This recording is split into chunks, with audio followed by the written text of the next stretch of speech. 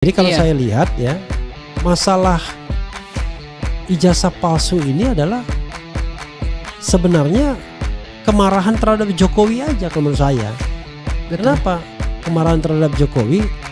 Karena bagi sebagian orang, bagi banyak orang, Jokowi ini memerintah dengan bermasalah. Saya pernah mencatat paling tidak 4 masalahnya. Masalah HAM. Kita lihat KM 50 misalnya. Masalah korupsi. Kita lihat tahu sendiri kan, dilaporkan dan lain sebagainya. OCCRP mengatakan finalis dia kan. Ngeri sekali korupsi. Cuma kalah dengan Presiden Surya saja.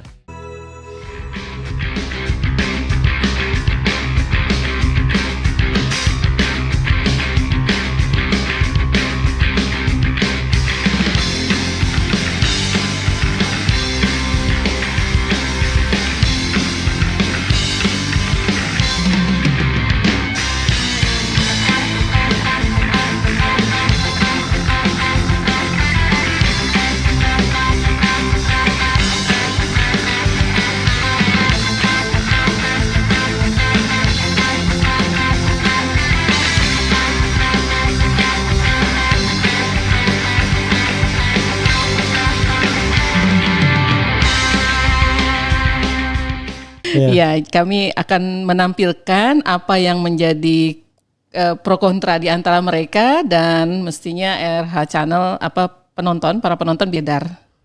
Banyak beredar ya, berseliweran di wall kita, di timeline, di sosial media. Foto yang sebelah kiri memperlihatkan itu. Sebentar, fotonya belum tampil nih, udah tampil belum? Di slide 2. Oke, silakan tampilkan Reski. Nah, ini fotonya. Oke. Ini pasti mungkin sebagian audiens pernah melihatnya. Yang sebelah kiri itu foto pernikahan. Oke. Jokowi dan Iriana. Ya. Itu adalah fotonya yang banyak beredar dengan tampilan seperti itu, rambut rada gondrong, berkacamata dan pakai jas abu-abu. Ini Jokowi ya?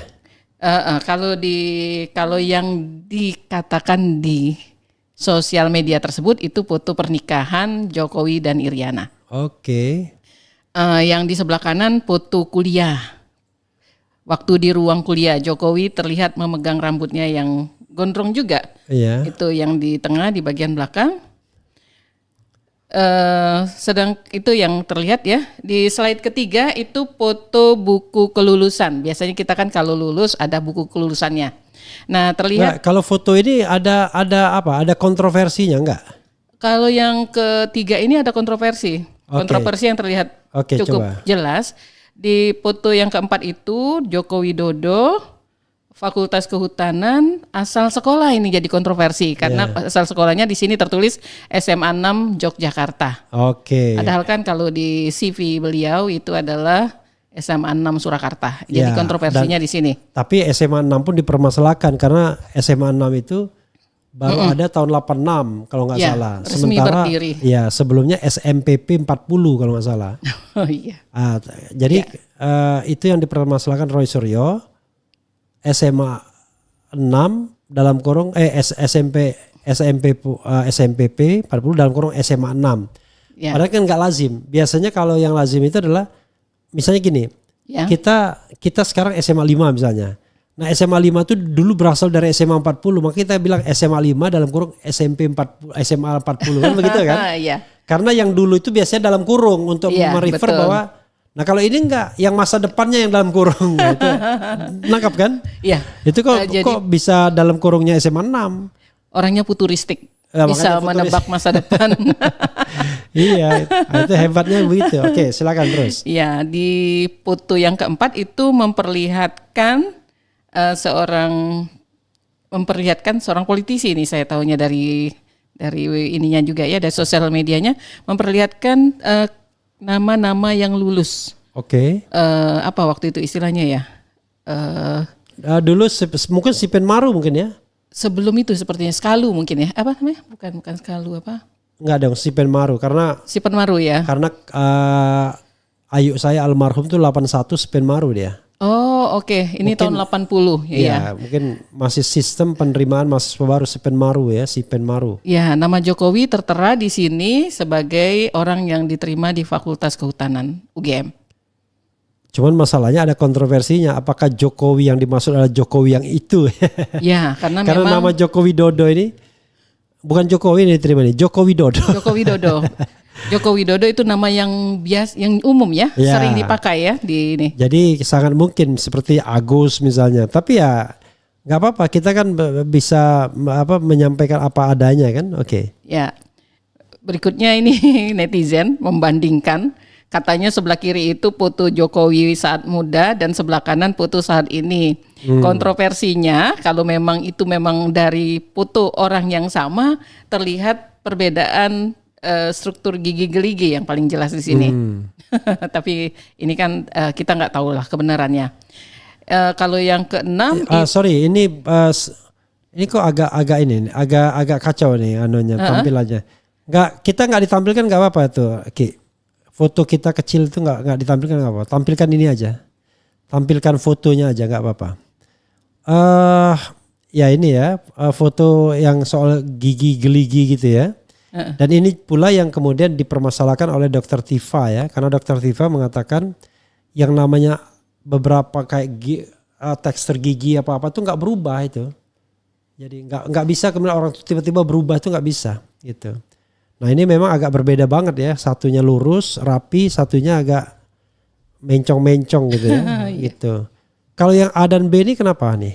A dan B ini memperlihatkan kemiripan antara foto yang diekstraksi dari foto pernikahan dengan wajah Jokowi saat ini. Tapi ini sih kita dapat juga dari sosial media, ya terlihat, kalau di sini sih terlihat jelas perbedaannya. Oh iya, beda mata banget ya. Yang kiri itu ganteng. Ya, kan? Dan yang kiri juga kok ada kecenderungan ini ya, Bang Era ya. Kayaknya dari ada Arab-Arabnya gitu yang kiri. Dan kemudian bibirnya lebih ke bawah ya kayaknya ya.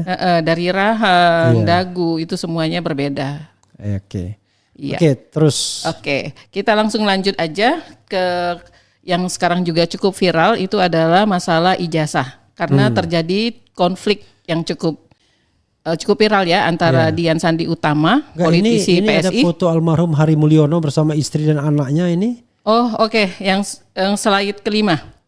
Ini sih netizen yang nge-share, cuman saya coba masukkan saja, tapi soal benar salahnya ya walau alam dibilang bahwa ini foto Hari Mulyono. Bukannya Jokowi sama Iriana nih kan? Iya, sepertinya Jokowi sama Iriana foto ini. Oke, jadi itu yang ngasih komen itu netizen. Oke, coba teruskan.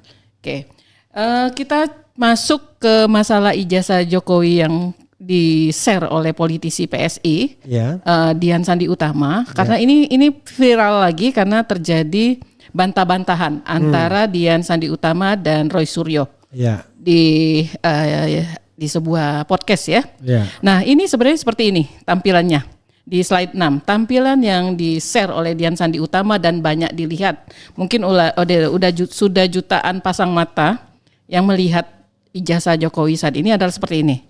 Jokowi menggunakan jas, berkacamata, terus tulisannya seperti ini, berwarna. Ini ijazah. Dan Dian mengatakan bahwa kita nggak usah ribut-ribut nih, ini saya share nih, upload yang asli gitu. Itu adalah di Twitternya Dian Sandi Utama, dia mengatakan seperti itu. Bahwa jangan ribut-ribut ini, asli nih. Memang alasan Dian nge-share ini katanya karena dia memiliki keyakinan yang kuat bahwa Jokowi itu memang benar lulusan UGM gitu. Itu menurut Dian.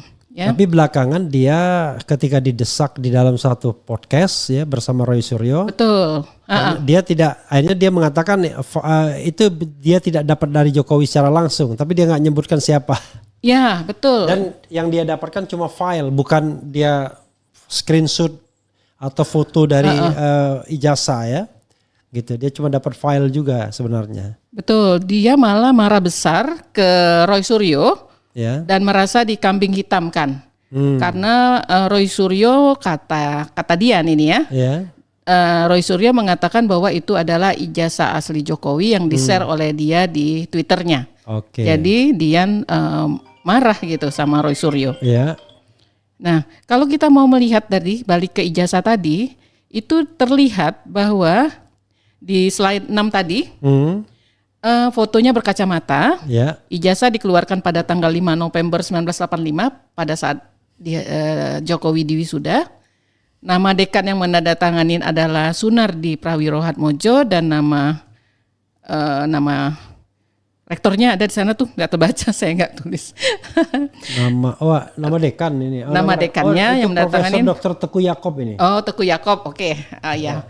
RH sebagai mahasiswa sana masih ingat Profesor Teguh Yaakob. Dr. T. Yaakob. Oke. Sedangkan nama dekan yang menandatangani adalah Profesor Sunardi Prawirohadmojo. Nah, pada berita yang terdapat di website ugm.ac.id. Nah, Anda baca slide keberapa ini? Oh, ininya bingung dia. Slide ke-8. Slide 8, oke. Ya. Slide 8. Ya. Beberapa kontroversi pada ijazah nanti akan coba kita lihat bersama. Pada berita yang terdapat pada website ugm.ac.id, dekan pada tanggal tersebut adalah Ahmad Sumitro. Ya. Tapi itu sebelum diralat. Ya. Karena pada tahun 2022 persis saat Gus Nur dan Bambang Tri menggugat keaslian ijazah, itu UGM melakukan ralat ya terhadap berita tersebut dimuat UGM pada saat Profesor Ahmad Sumitro meninggal tahun 2019.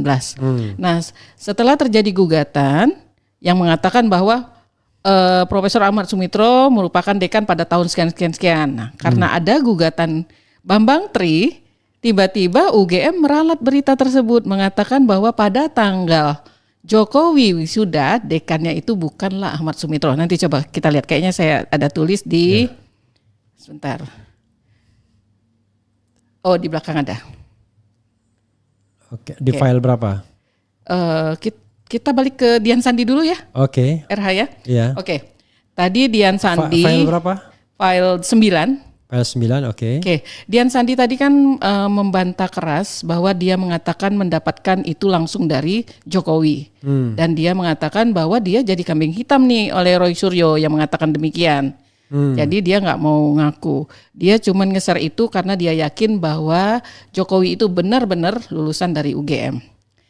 Nah,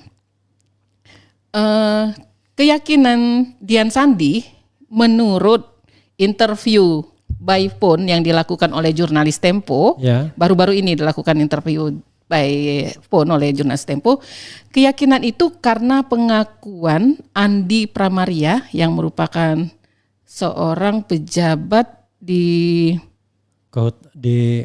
pejabat kehutanan di daerah NTB kalau nggak salah. Pada waktu itu dia mendapatkan semacam proyek bekerja sama dengan Andi Pramaria yang merupakan pejabat di sana. Nah, Andi Pramaria itu mengaku teman seangkatan Jokowi di kehutanan UGM dan memperlihatkan banyak foto bersama Jokowi menurut Dian Sandi Utama. Tapi foto-fotonya sendiri nggak di-share ya di sini. Ini cuma klaimnya menjawab pertanyaan jurnalis Tempo. Tapi Dian tidak mengakui sumber foto ijazah. Tadi RH sudah mengatakan bahwa sumber ijazah itu dia tidak mau menyebutkan dari mana. Yang jelas tidak dari Jokowi gitu ya. Yang jelas tidak dari Jokowi. Ya. Tapi Dian mengatakan di interview dengan jurnalis Tempo tersebut bahwa ijazah tersebut sama dengan yang ditayangkan UGM saat reuni angkatan Jokowi tahun 2022. Di mana semua teman Jokowi seangkatan itu membawa ijazah, sedangkan Jokowi tidak membawa. Jadi, ya, itu pula yang kemudian di-mention oleh baik Roy Suryo maupun Rismon ya. 3 kejadian, Dian Sandi, kemudian reuni angkatan, kemudian satunya lagi yang dipamerkan oleh Dekan Fakultas Kehutanan Sigit Sunaria ya. Ya. Oke, silakan. Oh iya. Nah, di sini kita lanjut ke kontroversi berikutnya adalah deskripsi. Slide 11 ya. Slide 11 itu difoto oleh Rismon ya kalau nggak salah. Rismon moto, kemudian Roy Suryo juga moto gitu. Roy Suryo juga moto. Ini adalah cover skripsinya dan bagian dalamnya ini adalah cover judul skripsi. Terus ada lembar pengesahan. Bagian dalamnya slide 12 ya. Slide 12 ya. Ya. lembar pengesahan dan ada tanda tangan dosen pembimbing. Nah, di sini kita coba lihat kontroversi yang terjadi. Tapi kontroversi ini udah coba dijawab oleh tim UGM sepertinya atau tim yang tim Jokowi ya, RH ya. Jadi ada kontroversi yang sudah diungkap oleh Roy Suryo atau Rismon Sianipar. Iya, Roy Suryo, Rismon Sianipar dan Dr. Tifa juga banyak mengungkapkan ini, tapi mencoba diklarifikasi oleh tim sebelah. Ya. Di antaranya adalah slide 14. Ya. Judul dan lembar pengesahan menggunakan font Times New Roman yang baru ada pada Windows 3.1 yang diluncurkan pada tahun 1992. Ini dikemukakan terutama Rismon Sianipar yang mengatakan bahwa dia 11.000% yakin bahwa itu sebenarnya 11.000 triliun. 11.000 triliun persen yakin bahwa itu ijazah tersebut tidak ada, tidak benar karena font tersebut belum ada pada tahun 85. Terus selain nama Pak Ahmad Sumitro, di situ tidak ada nama tanda tangan dosen pembimbing lainnya. Misalnya kan ada dosen pembimbing 1, dosen pembimbing 2, biasanya kita gitu kan. Ketiga, ini penulisan nama Profesor Ahmad Sumitro yang spellnya itu mestinya pakai SU menjadi Ahmad Soemitro. Itu sudah terdapat konfirmasi dari putrinya di halaman 13 dari Aida Greenbury atau aslinya namanya Aida Astining Putri, bahwa sebenarnya nama ayahnya itu adalah Ahmad Sumitro pakai SU. Di situ terlihat dari Twitternya. Jadi ini adalah bukan bantahan ya, mungkin Aida cuma mengklarifikasi bahwa tulisan tersebut tidak benar gitu spellingnya. Terus juga ini sih sebenarnya Profesor Ahmad Sumitro itu ada di berita meninggal itu tertulis dikukuhkan sebagai guru besar UGM pada tanggal 22 Maret 1986 karena dia juga memberikan orasi guru besarnya pada tanggal tersebut. Tapi bisa saja ada kemungkinan sebelumnya sebenarnya SK-nya sudah turun, kan seringkali mereka SK-nya sudah turun beberapa bulan sebelumnya, tapi baru secara resmi dikukuhkan pada tanggal 22 Maret tadi. Nah ini kita nggak tahu persis apakah dikukuhkannya pada 22 Maret, apakah SK-nya juga pada tanggal 22 Maret 1986. Karena kalau memang SK-nya juga turun pada tanggal yang sama dengan pengukuhan, artinya mestinya pada ijazah. Kalau SK nggak mungkin sama tanggal pemukuhan. Oh nggak mungkin. SK-nya beberapa sebelumnya, cuma biasanya kadang-kadang ada yang sudah pakai profesor, ada yang belum. Oh oke. Waktu pengukuhan baru mereka pakai. Setelah pengukuhan. Ya, tapi kita nggak tahu ya. Jangan-jangan dia sudah dapat SK lalu kemudian dia gunakan profesor itu kan. Tapi persoalannya kan katanya di 2 lembar itu ada profesor, ada yang tidak pakai profesor. Lembar pertama sama lembar keduanya itu persoalannya. Oke, silakan. Tidak konsisten. Oke. Dan kebetulan pada Aida memperlihatkan ijazahnya yang dia juga merupakan lulusan Kehutanan UGM angkatan 89 berarti Aida ya. Seangkatan dengan Tifa bukan? Enggak tahu. Bisa jadi, enggak tahu saya. Dr. Tifa. Jadi Aida melampirkan memperlihatkan ijazahnya yang ditandatanganin oleh ayahandanya. Nah, di situ coba diperbandingkan oleh Roy Suryo sama Rismon Sianipar bahwa tanda tangan yang ada di ijazahnya tadi ijazahnya Aida dengan yang di ijazahnya di instruksinya Jokowi terlihat berbeda. Terlihat berbeda. Jadi dari tarikan tangannya memang terlihat kasat mata sih ya. Tapi kalau mungkin Roy Suryo dan Rismon sudah meneliti dengan ini ya, dengan IT, dengan forensik ya, mungkin dia bisa paham ya. Iya, dengan software khusus untuk itu pastinya. Ya. Nah, kalau menurut saya pribadi kesalahan spelling pada saat menulis skripsi itu fatal sekali.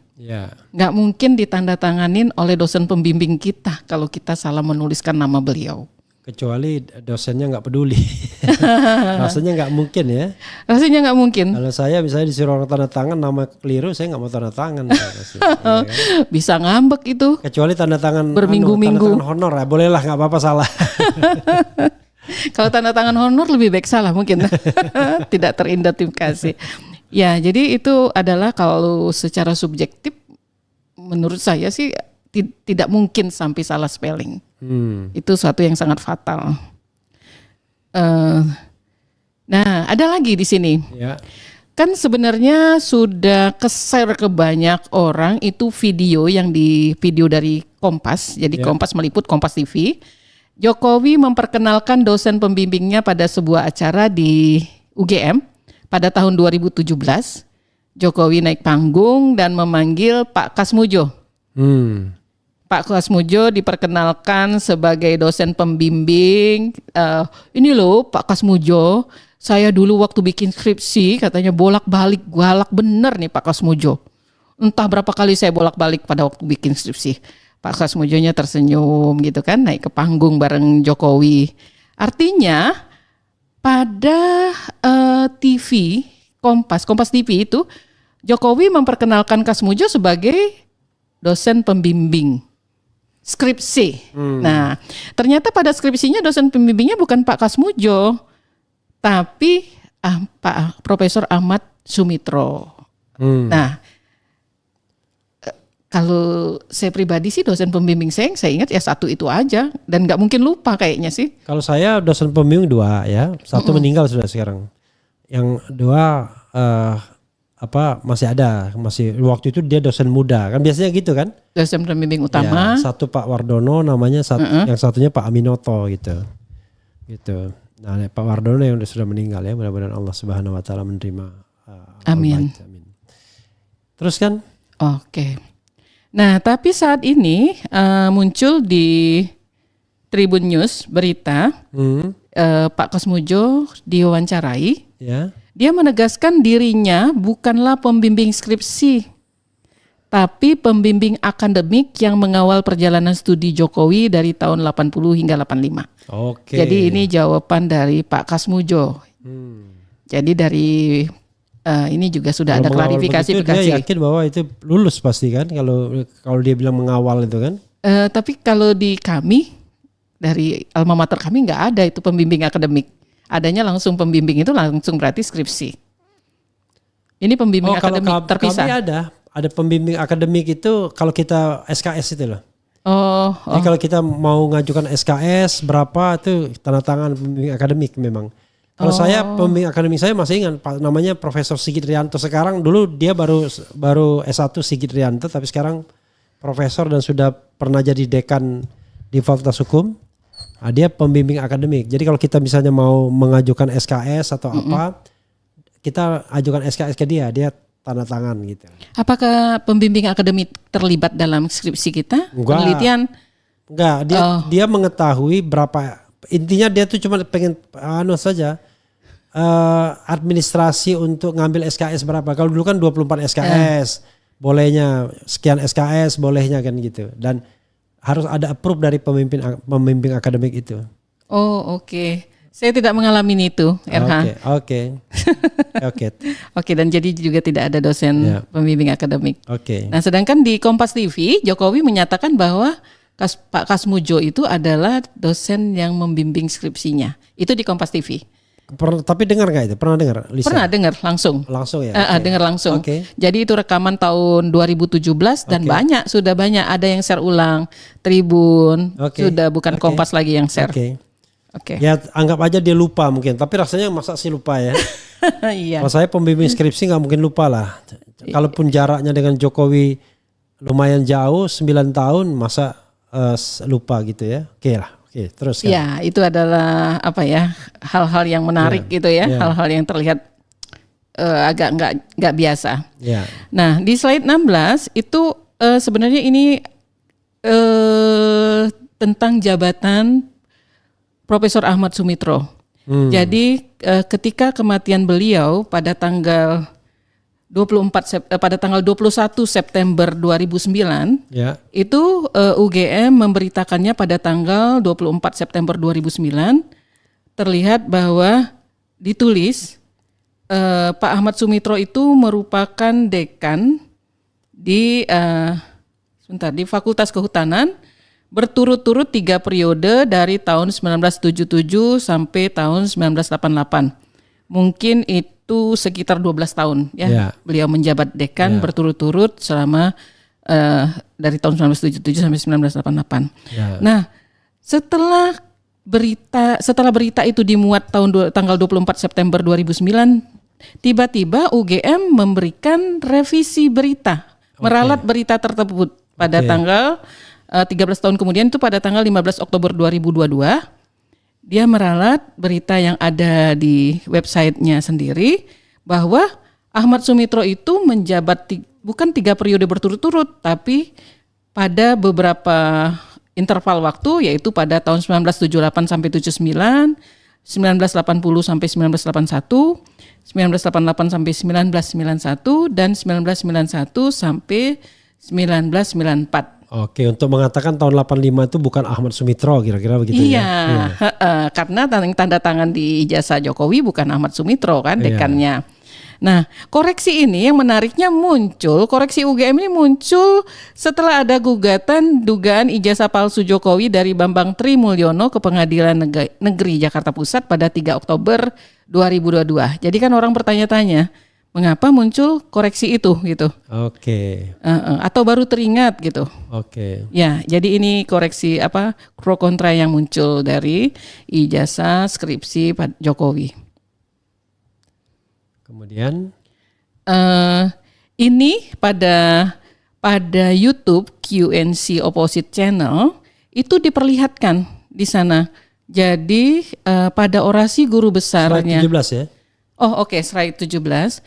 Pada YouTube tersebut diperlihatkan orasi ilmiah dari Profesor Ahmad Sumitro, ada ininya lah ya, ada bukunya. Yeah. Nah, pas dicek sama hostnya QNC Opposite Channel, terlihat bahwa Ahmad Sumitro menceritakan bahwa beliau menjadi dekan pada tahun segini gitu. Oh, dan segini termasuk tahun 85? Oh, termasuk tahun 85. Oke. Tapi padahal yang tadi keterangan UGM tidak ada tahun 85 sama sekali kan? Iya, tapi ini dari YouTube-nya QNC Opposite Channel. Kita cuman merefer ke sana beritanya. Oke. Menarik untuk didalami terus. Semakin kesini ya, RH ya. Kita kesini dulu ya, RH. Pendapat para tokoh gitu ya. Oke. Biar agak ringan-ringan dikit. Ini kita ambil dari pendapat-pendapat tokoh-tokoh yang sekarang sedang viral juga, sedang ngetop-ngetopnya gitu ya. RH ya, yang pertama ini KDM nih, Kang Deddy Mulyadi. Ini kan sedang viral nih. Tahu nggak RH, Kang Deddy Mulyadi? Ya, Gubernur Jawa Barat. Masa nggak ngerti? Pendapatnya gini tentang polemik ijazah Jokowi ini. Hanya kaum radikal yang meragukan ijazah Jokowi. Tangkap dan penjarakan orang-orang yang menebar fitnah. Ini kalimatnya KDM. Saya heran ya, semua orang kalau jadi pejabat tuh selalu begitu ya. Oke, coba lagi. Oke, terus juga ada Karyono Wibowo, pengamat politik dari Indonesia Public Institute, mengatakan bahwa isu ini tidak lepas dari jejak-jejak kepentingan politik yang tersisa usai pemilu, yang tujuannya bisa jadi untuk memisahkan Jokowi dan Prabowo, atau menciptakan disabilitas politik, atau ada kepentingan politik tahun 2029. Ini ya, kata Karyono Wibowo. Saya ingin mengatakan dengan bahasa yang gak kasar, di bullshit nih. Karena begini, terus dulu. Oke. Nah ini saya lupa catat namanya, Ketua Alumni UGM Cirebon mengatakan bahwa Heru namanya kalau nggak salah. Oh yeah. Heru mengatakan mestinya Ganjar Pranowo dan Anies Baswedan tidak boleh tinggal diam karena mereka berdua juga alumni UGM. Ya, saya ingin menggarisbawahi Lis ya mengenai soal kepentingan politik dan residu pemilu ya, usai pemilu. Kalau kita lihat faktanya nggak benar itu. Kenapa? Yang namanya TPUA itu menggugat ijazah Jokowi sejak 2022. Bagaimana mungkin bilang residu pemilu 2024? Iya. Kalau residu pemilu itu gugatan itu baru muncul pasca pemilu. Ya, betul. Ini gugatan sebelum pemilu sudah ada. Satu. Yang kedua, untuk memisahkan Jokowi dan Prabowo juga nggak benar juga. Karena jelas-jelas bahwa lagian juga logika memisahkan Jokowi dan Prabowo, emangnya mereka pengantin? Ya kan? Satu presiden dan satunya mantan presiden kan? Apa yang mau dipisahkan? Oke lah, biar jangan terpengaruh Jokowi. Itu artinya mengkonfirmasi benar dong Jokowi cawi-cawi kan begitu jadinya kan. Betul. Tiba-tiba ada kata-kata memisahkan. Kedua, kepentingan politik 2029 buat apa? Kepentingan politik 2029 menurut saya masih terlalu jauh. Walaupun kemarin saya di Kompas TV mengatakan ada pengaruh politik ya. Kalau kita yang namanya politik itu dari waktu ke waktu tak terasa dan itu menurut saya terlalu berlebihan juga ya. Saya kira enggak juga bangsa kita sudah berpikir untuk 2029.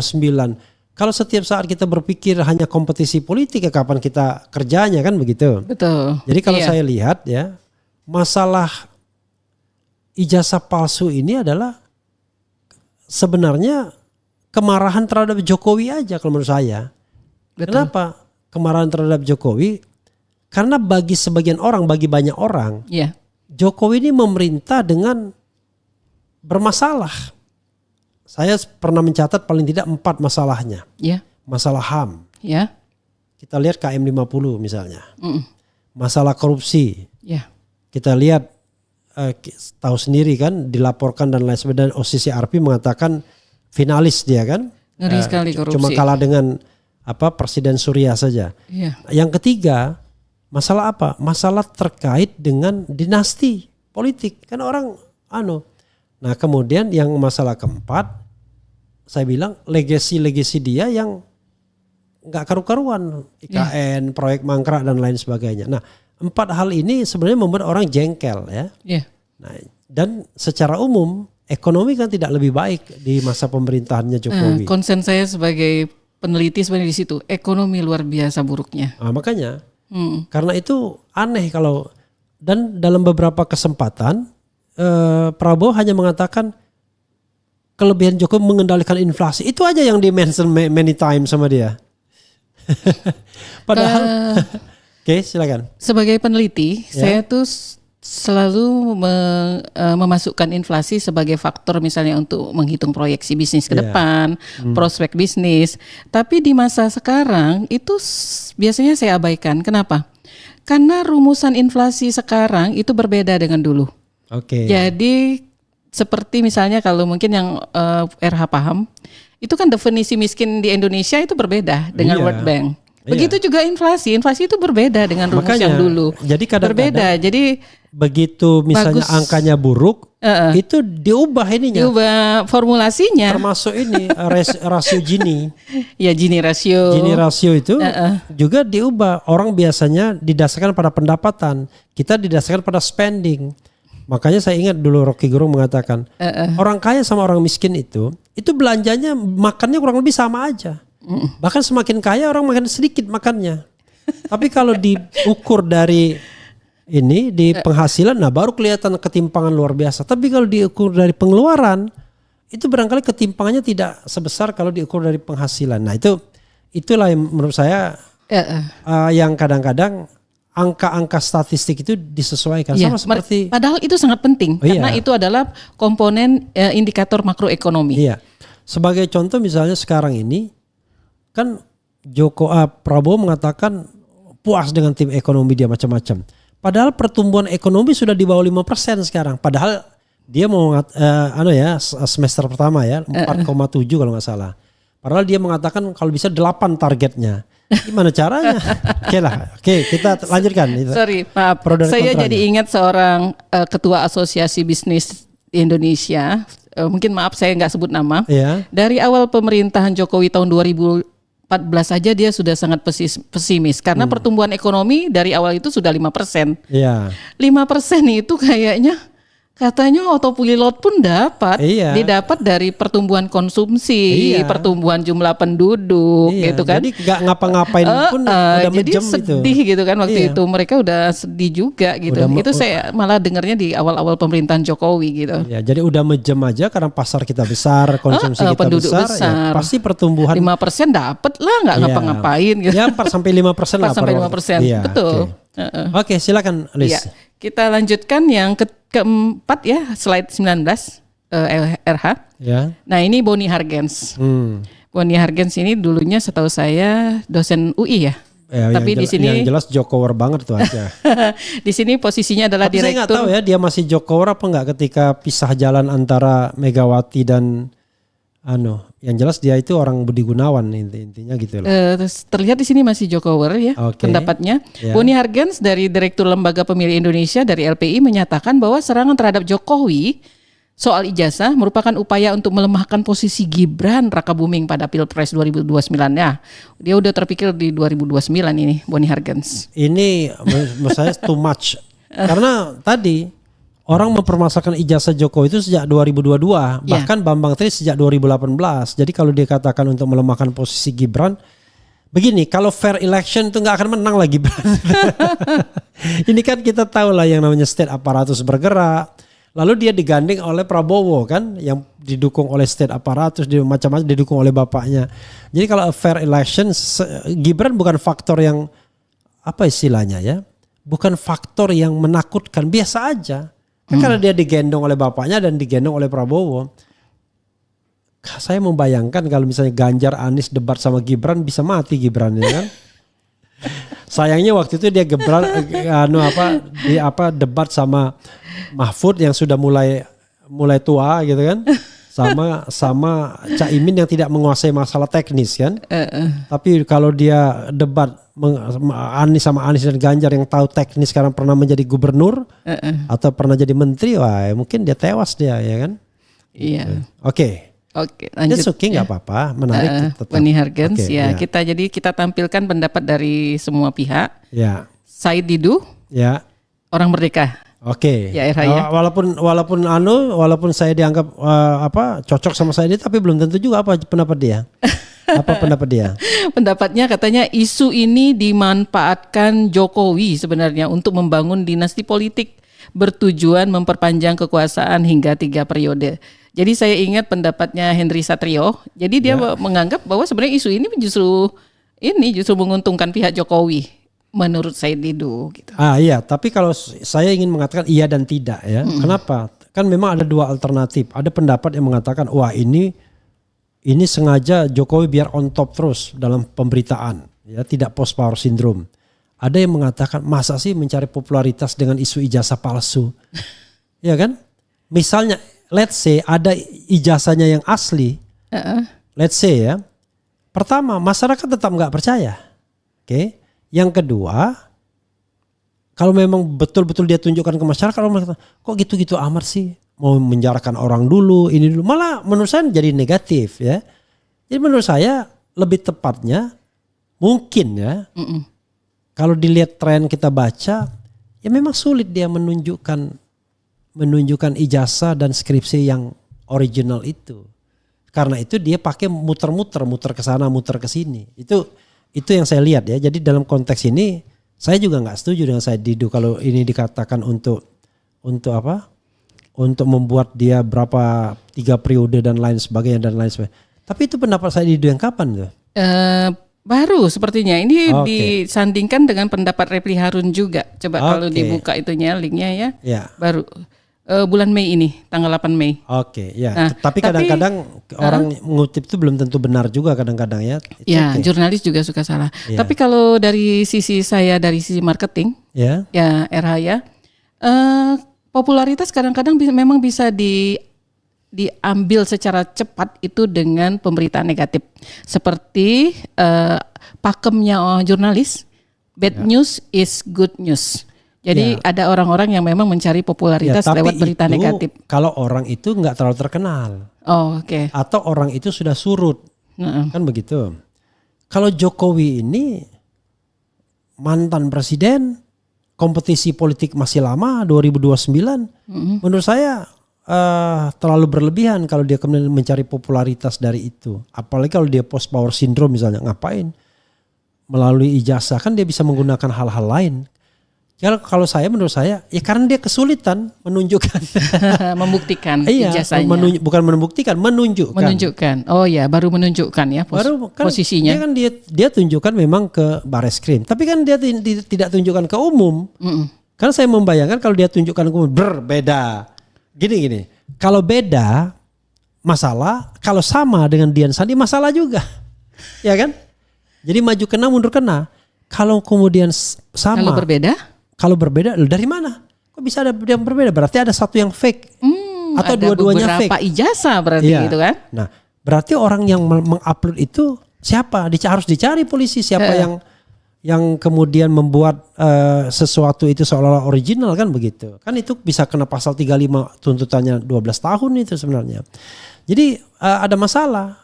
Kalau misalnya sama kan sudah diperiksa oleh Rismond CS kalau itu fake gitulah. Banyak masalah yang sama tadi. Saya nganggap banyak masalah, ada masalah. Oke lah. Oke, go ahead ya. Ini yang terakhir dari pendapat para tokoh yang viral dan orangnya sedang viral maksudnya. Itu dari Hercules, ketua GRIP. Dia sempat berkomentar juga tentang masalah ijazah Jokowi ini. Dia berkata, ijazah Jokowi itu merupakan ijazah asli, bahkan telah digunakan sebagai syarat untuk pendaftaran sebagai wali kota Solo hingga calon presiden. Jadi dia yakin sepenuhnya. Ya itu kan logika namanya. Masa sih sama aja dengan ini. Oh dia masa sih dia mencuri? Dia kan orang kaya kan kira gitulah ya. Orang kaya yang korupsi juga banyak ya kan. Orang miskin yang korupsi juga banyak. Gitu. Iya. Jadi sebenarnya logika itu benar ya dari sisi logika. Tapi it doesn't mean logikanya benar, faktanya jadi benar juga. Kan logika dan fakta belum tentu seiring sejalan kan gitu. Iya. Kalau logika enggak salah logika. Masa sih dia korupsi, dia kan dia sudah kaya raya ya. Atau masa sih dia nikah lagi istrinya sudah cantik. Kan logikanya benar kan? Iya. Tapi faktanya belum tentu benar. Betul. Nah gitu. Oke.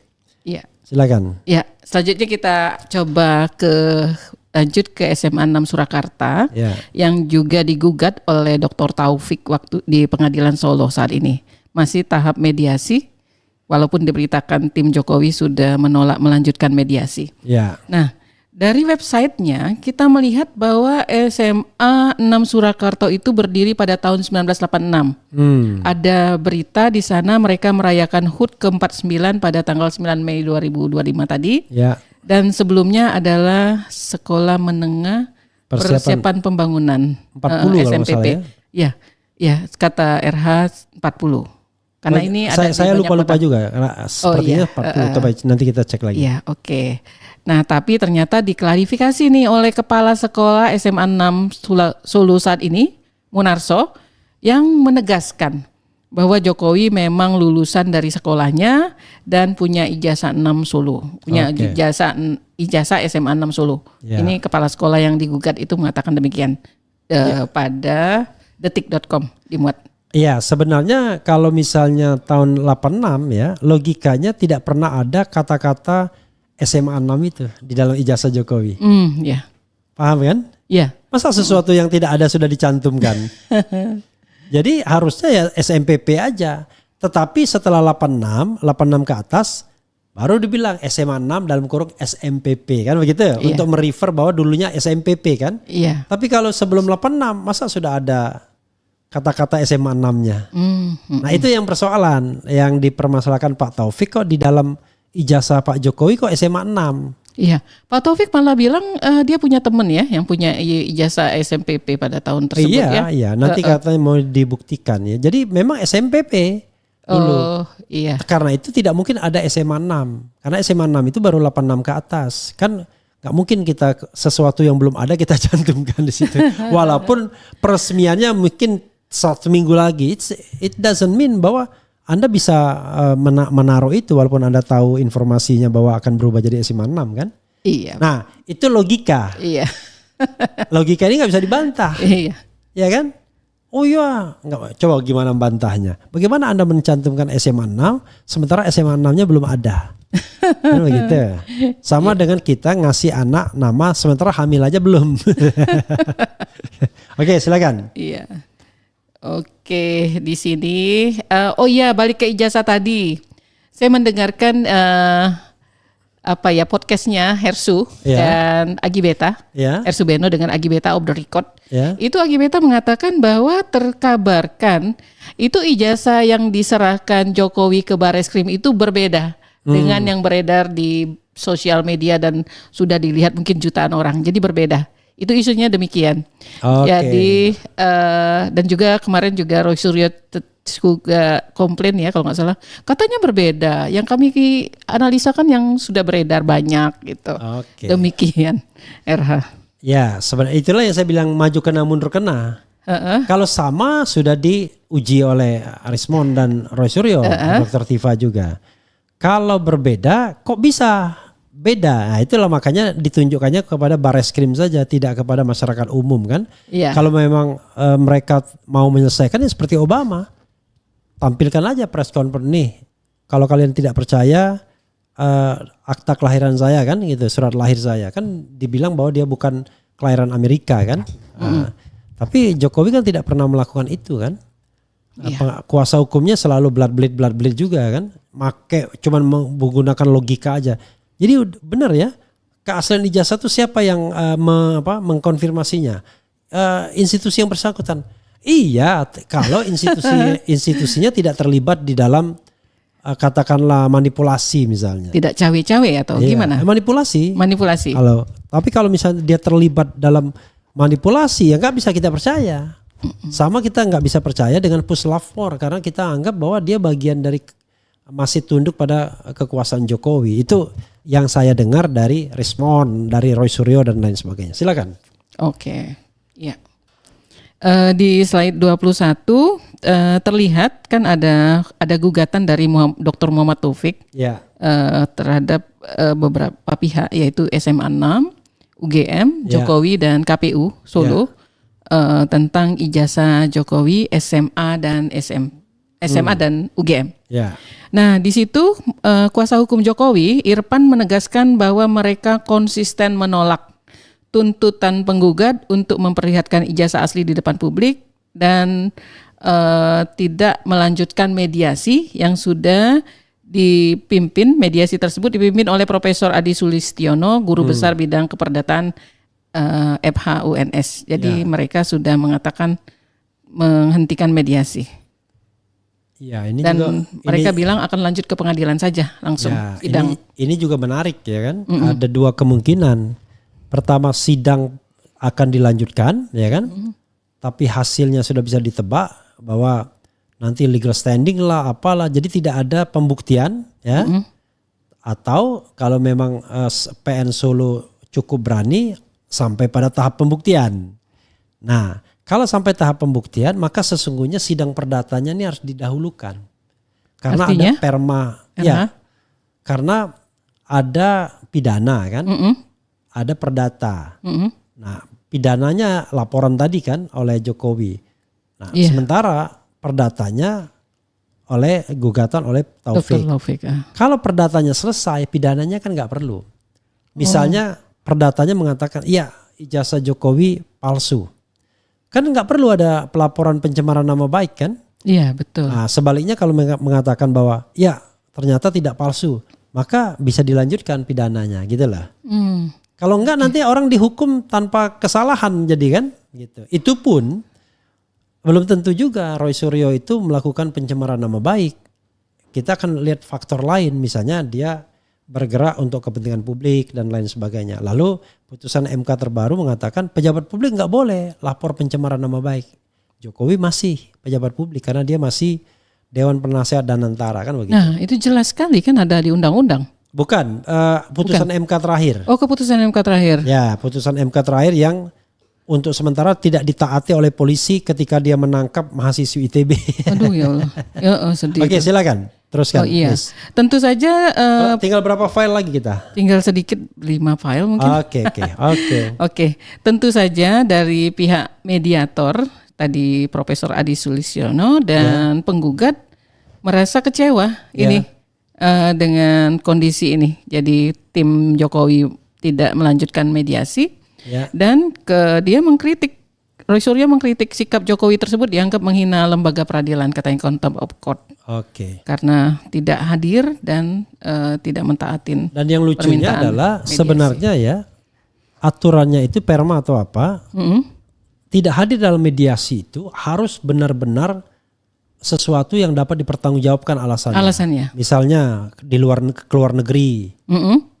Kemudian berikutnya lagi misalnya menjalankan tugas negara. Nah ini dia tidak hadir justru tidak jelas alasannya. Jadi ketika mediasi pertama dia malah memilih ke Jakarta untuk melaporkan pencemaran nama baik. Padahal ada mediasi. Berikutnya dia malah menerima orang lain. Menerima tamu orang lain. Andre Hanusa, nyanyi bareng. Ya kan?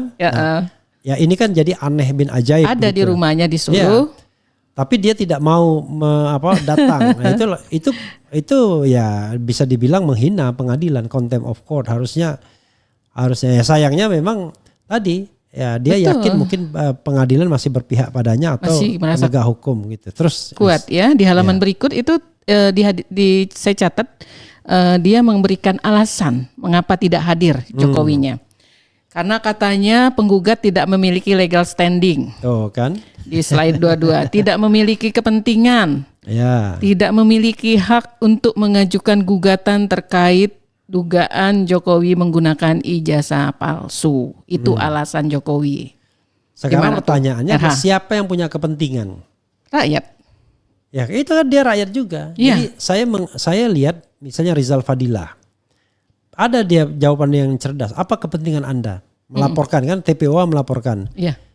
Kalau kepentingannya mewakili kepentingan orang, oke. Ya itu hak untuk mengetahui, the right to know. Tapi ada kepentingan yang spesifik.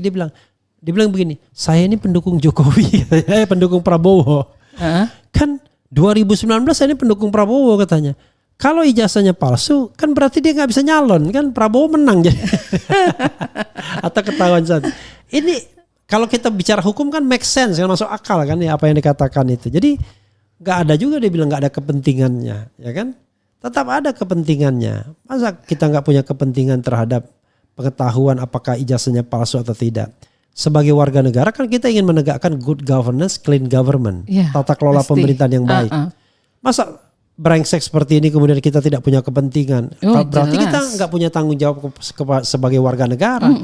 Nah, masa seorang presiden nggak paham yang begitu? Tapi itu jawaban resmi yang dimuat di merdeka.com, yang dikeluarkan oleh dan ini juga yang akan kelihatannya arah putusannya kan, yang driven by Mahfud MD kan, makanya kemudian marah kan si ini kan Taufik ya, Dr. Taufik. Silakan berikutnya, Liz. Ya. Tadi selain gugatan pidana yang dilaporkan langsung oleh Jokowi di Jakarta, juga ada banyak katanya organisasi yang melaporkan tim TPUA ke pengadilan. Salah satunya itu adalah Organisasi Pemuda Patriot Nusantara. Bukan ke pengadilan, ke penegak hukum, polisi. Oh, ke polisi. Oke, maaf. Ke polisi, salah satunya itu adalah Organisasi Pemuda Patriot Nusantara bersama relawan Jokowi melaporkan ke Polres Metro Jakarta Pusat atas dugaan penghasutan terkait isu ijazah palsu. Ya. Itu nanti saya bahas terus saja. Lanjut ya. Ya. Mengacu ke pasal 160 tentang penghasutan di muka umum katanya. Ya. Oke, terus. Lanjut ya, Erham.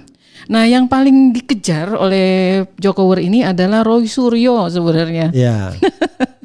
Dianggap ini di Tribun News Bengkulu. Keuntungan Roy Suryo jika ijazah terbukti palsu, apakah akan dapat imbalan atau dianggap pahlawan sih? Katanya gitu di berita tersebut kan. Kalimatnya sangat ini banget. Terus meski tak diketahui pasti apa keuntungan yang diperoleh oleh Roy Suryo jika ijazah Jokowi terbukti palsu, tapi dirinya dan 4 lainnya sudah dilaporkan ke Polda Metro pada 30 April 2025. Kelima orang tadi yaitu Roy Suryo, Rismon Sianipar, Tifauza Tiasuma, ES dan K. ES dan K ini kan masih... ES dan K diperkirakan Egy Sujana, K itu Kurnia Tri Royani, itu lawyer ya, lawyer TPUA. Tapi kata lawyer mereka 99,9% nama itulah. Kan karena tidak pernah disebutkan secara eksplisit siapa saja yang dilaporkan itu. Tapi seolah-olah pokoknya siapapun yang bisa dijaring silakan. Nah, karena itu saya menganggap bahwa pelaporan Jokowi ini bukan karena dia merasa dihina, direndahkan serendah-rendahnya dan merasa dihina sehina-hinanya. Saya merasa ini adalah cara dia untuk menghindar dari peradilan pembuktian ijazah. Nah, dengan menggeser gawang istilah Munarman, maka kita tidak ribut lagi mengenai ijazah asli atau tidak, tetapi apakah dia sudah mencemarkan nama baik atau tidak. Nah, ini yang kita harus pahami dan mudah-mudahan pihak aparat penegak hukum netral, tidak berpihak sehingga masalah utamanya diselesaikan yaitu keaslian ijazah. Terus Liz. Ya. Tuduhannya cukup banyak fitnah, pencemaran nama baik, dan menggunakan undang-undang ITE. Cukup berat ya ini hukumannya nanti ya. Ya, pokoknya variasi hukuman itu ada yang 9 bulan, ada yang 4 tahun, ada yang 8 tahun, ada yang 12 tahun. Tapi yang 8 tahun dan 12 tahun itu ngarang. Itu tidak lagi mengenai pencemaran, tidak lagi mengenai fitnah, tidak lagi mengenai hal-hal yang sifatnya delik aduan, tapi itu sudah delik umum, yaitu memalsukan dokumen seolah-olah dokumen itu jadi otentik atau menghilangkan dokumen gitu loh. Lo nggak ada hubungannya dengan masalah ini? Nggak ada hubungannya. Oke, terus. Ya. Di samping berita-berita tentang ijazah Jokowi, ini nyelip ada satu berita Jenderal Soeharto, mantan Komandan Korps Marinir, di slide 25, itu juga dia meragukan ijazahnya Gibran. Oke.